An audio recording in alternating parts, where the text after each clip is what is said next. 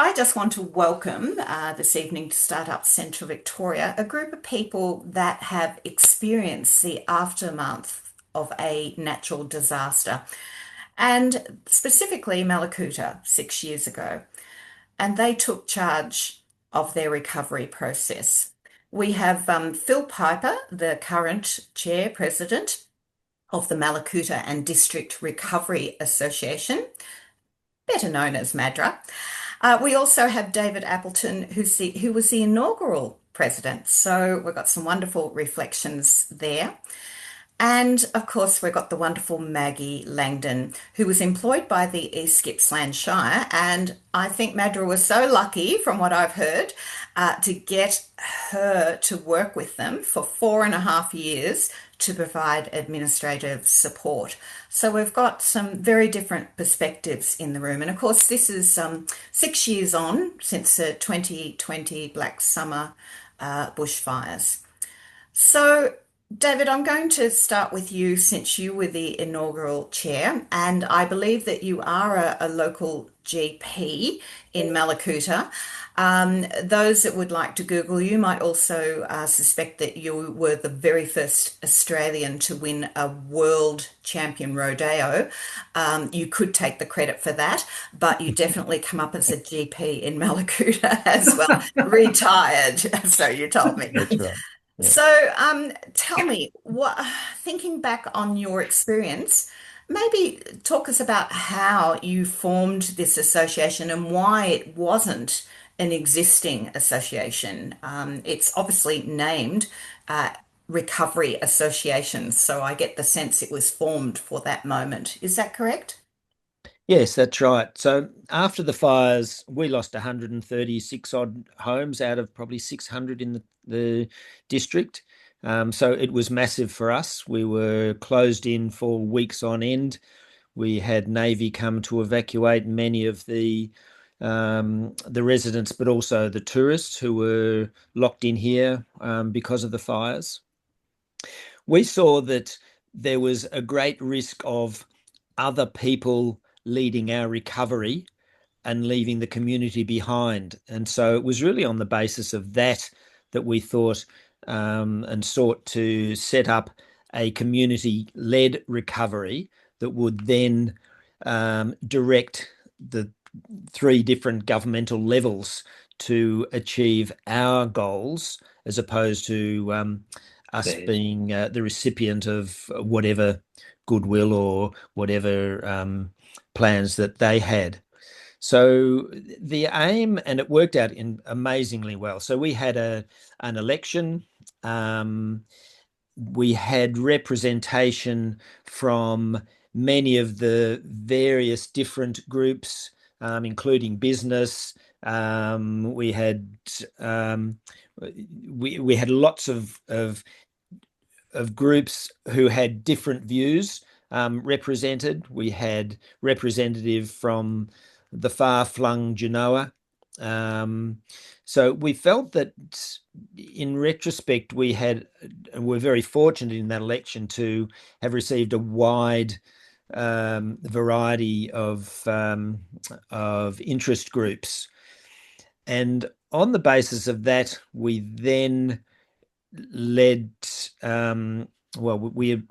we plan to lead the recovery as to what we saw, and we, not the committee, but we as the community saw our values to be. So we wanted to build back better, not just build back, because the risk was governments would build back what was there before.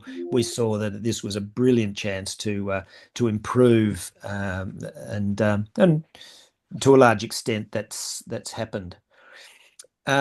What I would strongly suggest is that after anybody plans their own disaster, they don't have COVID come in on top with the lockdowns immediately afterwards, Yeah, because that was massive in terms of our ability to then link with community. We couldn't have community meetings. It was amazingly problematic. But yeah, we got through that relatively well, I thought. Apart from COVID, what were your biggest challenges that you had to deal with in that initial period of time? Well, there was all of the trauma that every individual had undergone. There were people who weren't weren't able already to deal with rebuild. There were people who couldn't think of how to wash themselves, let alone anything else. So there was our plan was to utilize the supports that were available in terms of counselling and the medical support, um, the government support at different levels. We were, I think, very successful in getting three levels of government around the table at the one time. And that, I think, was incredibly important because with the three levels of government there, they couldn't say, well, yeah, that's not our problem, that's somebody else's problem. That's the Fed's problem. And the Feds will say, well, hang on, no, it's not. That is your problem. You have to fix it. So there was much more ownership um, of areas of importance, I think, because we were able to get them together. Because of the broad cross section of community, and I think that we had our detractors, and some of them were very vocal. But generally, the the organisation was recognised by the three levels of government as being truly representative of a large number of people within Mallacoota, and that was important too. Yeah. Having an existing organisation take over the responsibility might have its own set of problems if there were differences in opinion between organisations. Um, the other thing that was vital for us was to have adequate support through um, through legal advice with regard to the rules of incorporation and how we wish to form our association, our company. And so Minter Allison provided pro bono support, and that was fairly detailed and big. And our rules of association reflect what we wanted and what their recommendations were, and they're available on the website. We needed to choose, did we want to be a charity? Yes, we did. Did we want to have DGR status, so anybody that donated to us could claim a tax deduction? No, we didn't, because the reporting for that was onerous. We didn't see that we would be holding funds. We saw that we would be auspicing and assisting other groups to access funds and then to fulfill the goals that were existing. Did you see The it as an administrative support, opportunity at the time? Further on down the track, did you see it as an yeah. So opportunity? so when it was set up, we saw that it was initially a great opportunity to, as I say, build back better. But also, once we had the organisational set up, potentially our plan was to provide a vehicle whereby the MADRA could exist as a broadly accepted community organisation to continue on with advocacy. And so we thought that rather than just falling apart at the end of recovery or going into a holding pattern, that there was the potential for it still being able to negotiate with government agencies and things. Hmm. Well, Um, I might cut to Maggie now, just because I know. Just could you just explain your role very briefly, Maggie, and then I'm going to ask you the hard question. Sure. Firstly, I also want to give credit to, I wasn't the only admin person with MADRA. Amy Preston was the very first administrative support person. And so she was with MADRA in the very early days and did an amazing job. I think I'm right in saying, and then went off to start her own business. So, resigned from the role, at which point I was dying to get that job. So at that point I thought, yay. So and put my hat in the ring. But the first year I job shared with Sabine Amos. So she and I did 2.5 days a week each. And that was really, really good because it was full on that. So we did 2021 together and it was full on, wasn't it, Dave? It was massive. Yeah, but having each other to we, meet every week and talk about where we were and got our admin processes really refined and set up well, and having each other to talk to and figure things out because it was fantastic because from the early days, once the momentum started up, the amount of email traffic just dealing with the emails was enormous. And it's a lot of pressure when you're looking at your inbox and you think, gee, I've got that tidied up, and then you come back from making your cup of tea and you think, oh, look, there's a whole heap more. So and there were a lot of resources thrown at the East Gippsland communities by the state government, and I shouldn't say thrown, but made available too. So, and I know some of them were received very well and others weren't. Did you feel like the meat and the sandwich at times between the committee and what was um, being presented by the state government and council? not really. Always felt we were extremely fortunate to have the amount of support coming from lots of different directions that we did have. But the administrative workload is enormous to deal with it all properly and to give every email that came into that inbox proper consideration. And then there was the first committee had 12 people on it. So also the logistics of making sure 12 people were all kept in the loop is high as well. And then also at the start, there were two committee meetings every week, weren't there, Dave? There was the executive meeting on a Sunday, and then there was the full committee meeting. So that's two lots of agendas, two lots of minutes, two lots of making sure everyone knows what's happening and when and all that sort of stuff. It was huge. Oh, I'm going to come back to that, David, later to ask you how did you take care of yourselves. But I'm going to jump forward to Phil. Yeah, you're currently in the role, and where would you say that you're at now? Fast forward to 2026, and what's the circle, or what point are you at now, would you say? Well, I think we've got it pretty easy compared with what the Maggie and David and the rest of them did in the beginning. So at the moment, we're just we're probably looking at more going from recovery to resilience. We've been talking about that a fair bit, and the other thing is it's just a matter of trying to tie up loose ends and that have been kind of happening for quite a while. We had there's repairs to the jetties in the lake, and there was housing and that, because we're very fortunate to get 10 houses built by Homes Vic in here for both social and public housing.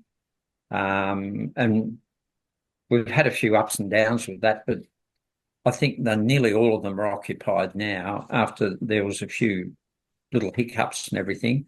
So I guess that's basically what's happening at the moment.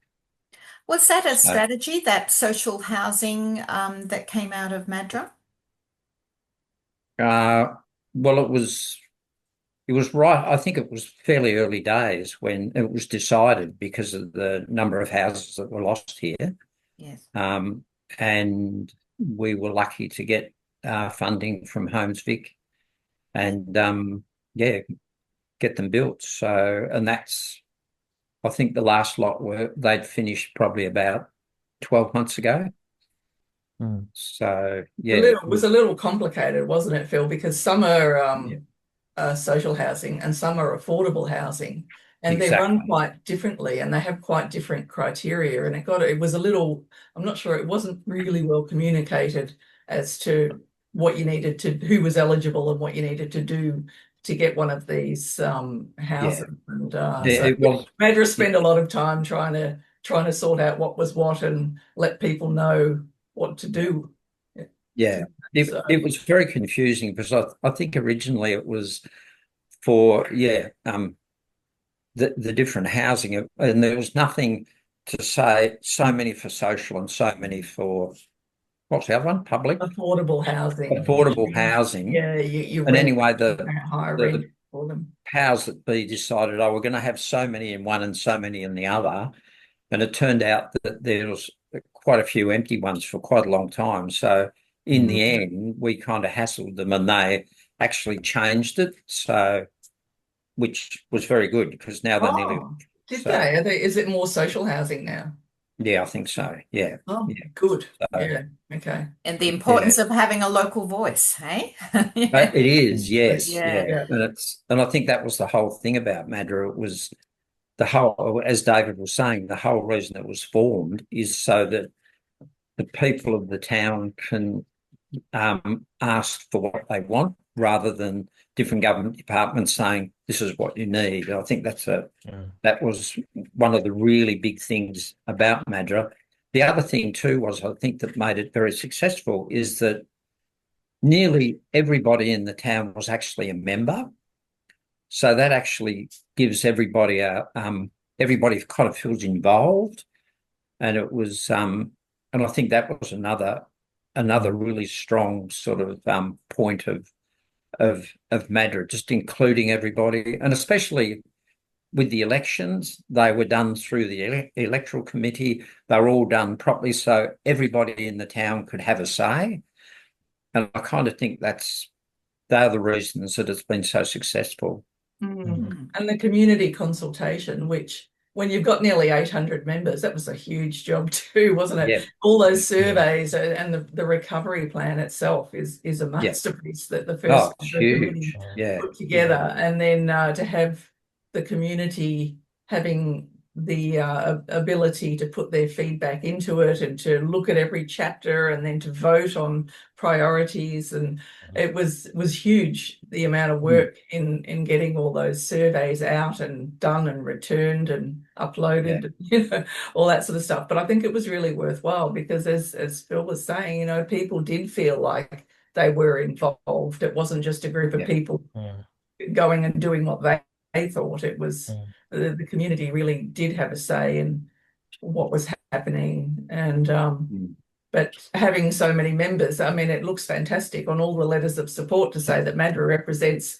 785 community members, but the logistics involved, I'm going to keep harping on about admin, but the logistics involved in keeping a membership register with 795 people on it and all their details and being able to mail outs and all that, it's huge. So, that's why a team of volunteers would never have been able to run MADRA without the paid administrative support. And membership was free. All you needed to do was to register. So there was no impost on people in terms of financial or other requirements. So that then, as Maggie said, made it easy for people to join. But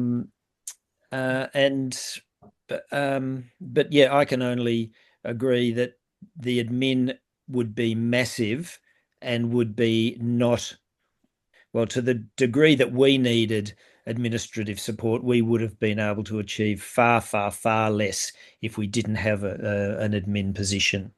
It's not a volunteer position. Yeah. No, it's not. I mean, it was has to hard be work. I paid. mean, I was getting paid, but I still found it very tiring and hard work. Rewarding, of course, but for the first 2.5 years of MADRA's existence, there was a full-time admin position. So Amy first, and then Sabine and I job sharing, and then I did it full time on my own for a year. And then after that, I did a couple of years of 3 days a week, which probably should have been 4. It was like 4 days a week crammed into 3, because that was pretty hectic too.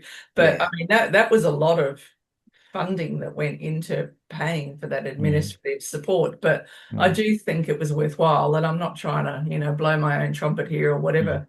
It's just like we haven't even touched on all the communications work of how you get the messages out to people with the Facebook page and with the MailChimp email newsletters and with the website and all that sort of thing. And what worked well for you in connecting? You know, you're obviously in a paid position. You're not a volunteer, but what do you think helped that role a success working alongside the committee? I think getting administrative processes set up really well and being really, really thorough. Perhaps possibly we're a bit too thorough. We did correspondence in-out registers, which meant that so every single email that we received or sent would get entered onto a spreadsheet where we put the details in of the date, the subject, who it was from, who it was to, some little notes about content. And that The meant transparency was there on exactly. It also meant that all of those, particularly the big committees to start with, all of those 12 committee members, like not everybody got every email because they all would have run away screaming, I think, with too many emails. But every committee member could have a look at that spreadsheet and just see a little summary of what was going on with emails at any time. So I think that was pretty useful. It was time consuming to do it, but I think that was a really good thing that was already set up by the time I started doing the work. And our communication stuff worked really well. Like we used MailChimp to do the emails that we sent out to all our members. That I think they worked really well and were well received.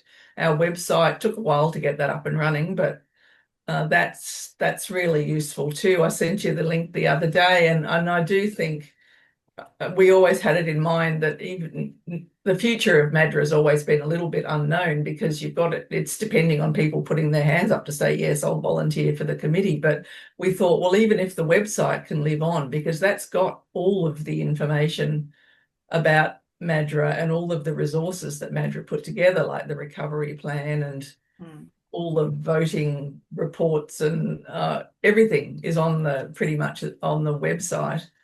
Great. For people to use as a resource. So I think that's a really useful thing.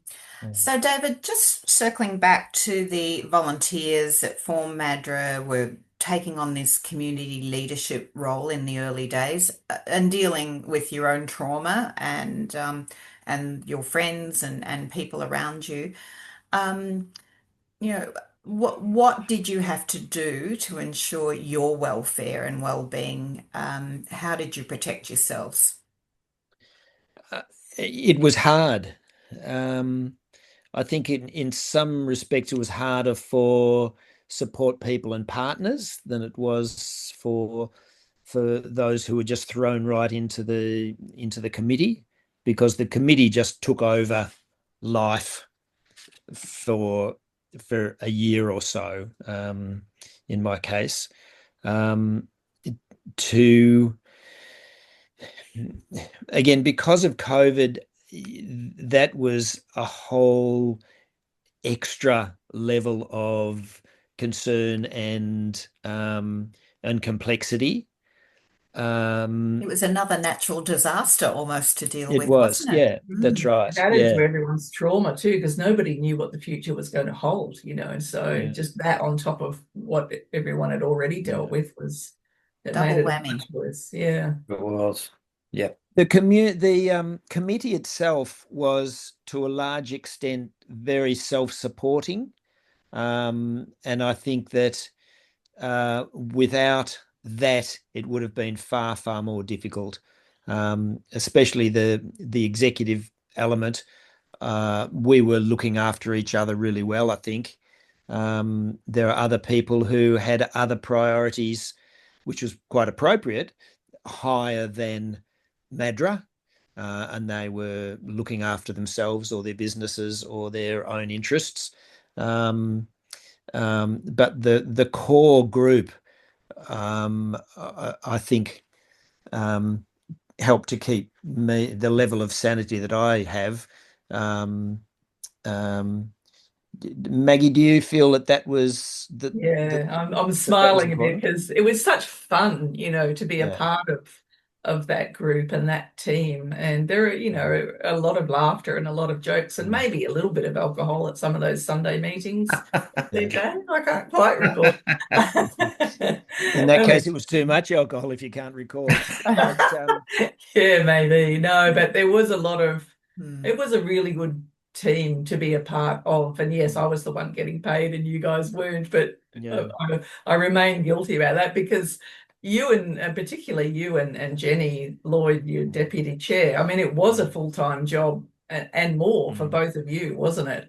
As mm, chair and deputy chair. So you did this yeah, full-time job and you didn't get paid anything, but yeah, um, it was a great thing to be a part of. And mm, there's been a 5 different committees, and so a lot of people have mm. been served on MADRA. But I think that it was a crazy ride with that first year with the first committee. The response of the other agencies was really important for our support also, that we received respect from council, from state and from federal. The Governor General came to visit on a couple of occasions. So we felt really supported and respected. And that was incredibly important too, because if we had just been poo-pooed as just another local voice, and then that would have been much harder to keep doing the work that we felt we needed to do. Well, you did earn that respect though too. I mean, the skills of those of you on the committee and the measured and planned way that you went about the work of MADRA. I mean, that everybody really respected that. I mean, you weren't shouting at people for not looking after you properly, and Mm, everything was very strategic. Jenny was is such a strategic thinker, and yeah, everything was so planned and it got so well set up at the beginning. And I think later MADRA committees were extremely lucky to have had that foundation from the first committee of how everything was already set up and rolling along, and those relationships that were formed or improved with all levels of government and not mm, other not-for-profits and all sorts of other organizations. I see that as a huge plus for what MADRA managed to achieve. And I think that's something that will be an ongoing benefit for Mallacoota because it was that united voice that Mallacoota all of a sudden had really, and a central point of contact that was able to achieve so much because of that. And as you say, respect from the committee to the other agencies we felt was really important. So we Yeah. weren't out there causing chaos and arguing, and Mm. which some of the community wished us to be, Mm. because we didn't see that was in the community's longer term better interest. So we auspiced, we supported other groups. We were not, we tried not to be judgmental in terms of the issues that the varying different groups had, because they were often apart. So we tried to walk the central path and maintain respect in both directions. And I Yeah, think and we did it that. came back always to MADRA's vision and mission Mm, statement, which again was another thing that was planned and set up so well by the mm, first committee that, mm, does this project that somebody wants us to support, does it fit the criteria of that mm, MADRA has set as far as recovery or resilience and, all that sort mm, of thing. So mm. So, Phil, obviously the landscape 6 years ago was devastating. What's changed since then? Looking at a wide scope at your community, what's changed in that time, the good and the bad? Um, Well, I guess I've only been on the committees for the last 2 or 3. But you've lived, you That's live in all. Mallacoota. Yeah, Years we're talking about. Yeah, the community. What's but changed? Yes. well, I'm kind of looking at it, and um,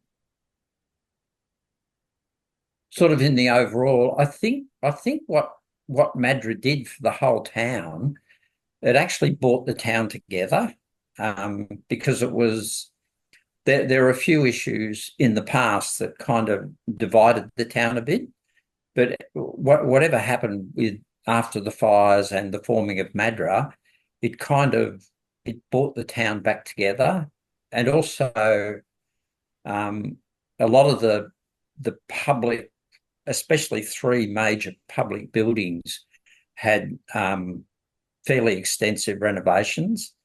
And well, 2 of them, and then one of them was new.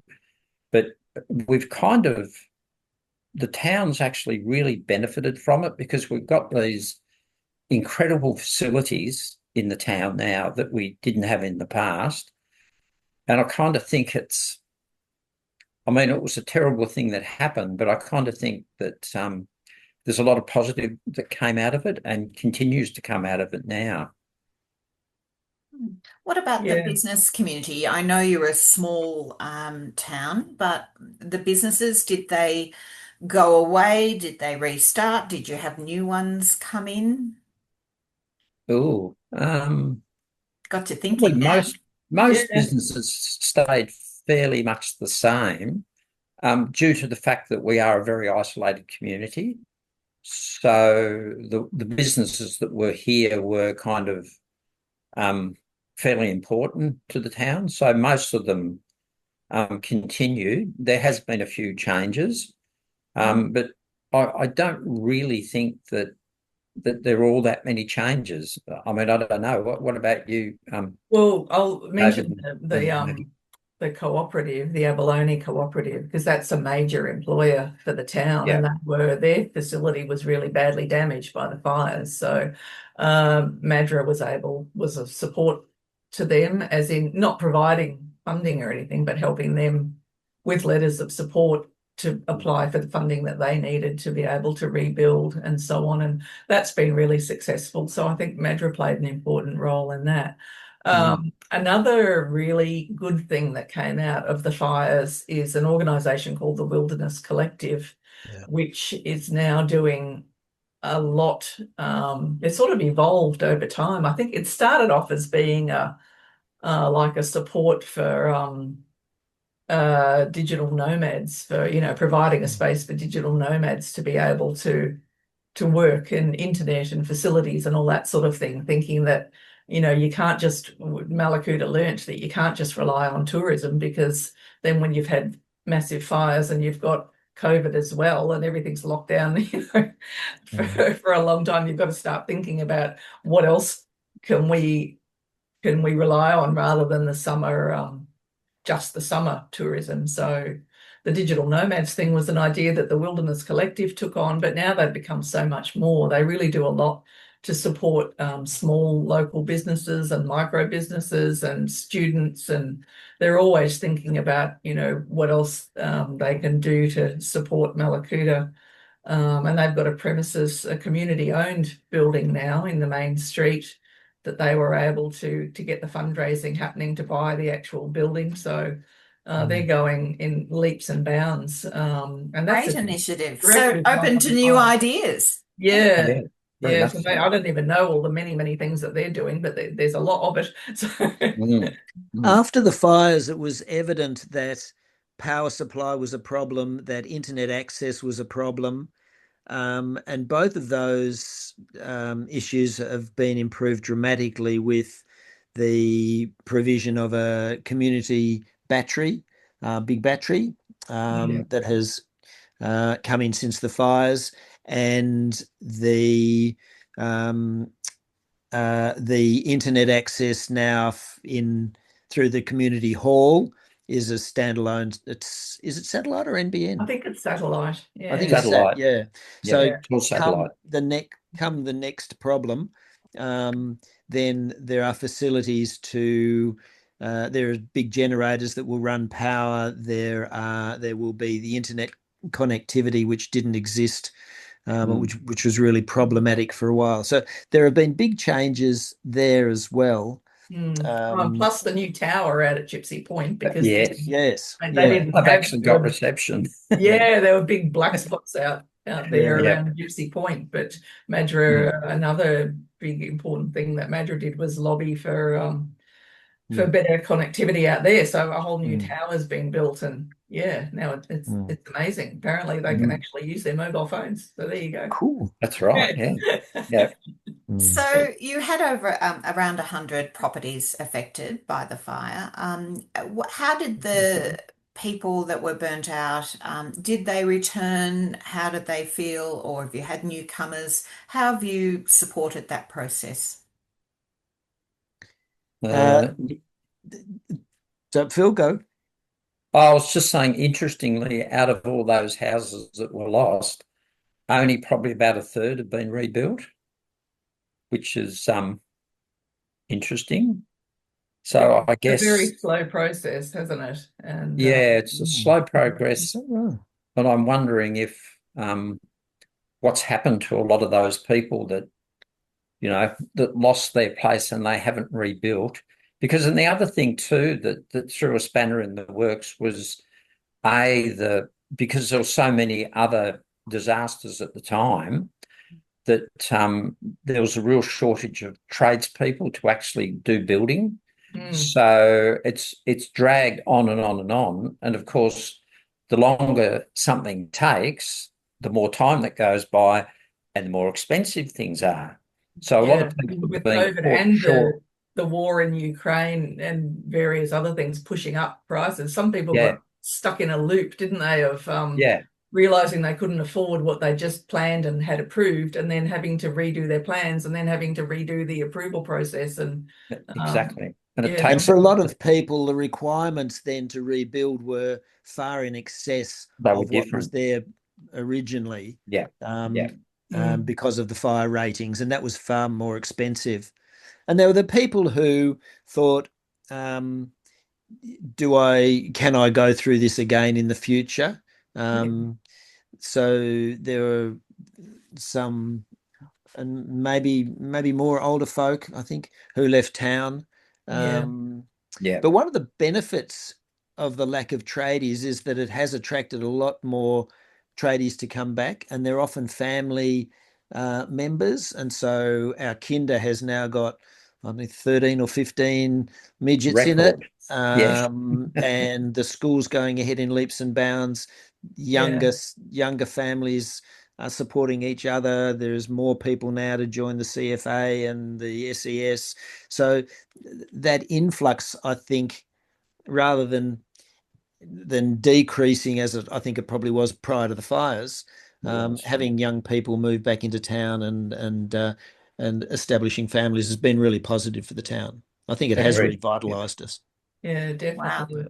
Wow. With the ones who lost their homes too, there was quite a flurry of people. Some people were able to immediately buy another property, so chose not to rebuild, but did stay in town. But they were able to. There was a lot of properties sort of changed hands quite swiftly. And because I remember thinking, if my house had gone, that would have been so much easier rather than go through the whole rebuilding thing. But so it's been a whole mixture of whether did the people that move away stay in contact with you, or was that just too difficult process? No, I don't know, actually. I was fairly new to town when the fires came through, so I only know a few people that have not come back and didn't know them terribly well, so I can't really answer that, but you two might be better placed. We only moved here about a year before the fires as well. Oh, yeah, that's right. We were the same time. Dave, you're a long David, time. you're I mean, we still keep in contact with people who had moved away, with several of them. In terms of, is that a general thing? A lot of the people that moved away had been here for a long time, and I think that the friendships then would have continued. So you would hope that friends would catch up. I have no idea of numbers though. Yeah, Mm. and it's just part of the process. People move on, and yeah, that's something. But it's great to hear those positives.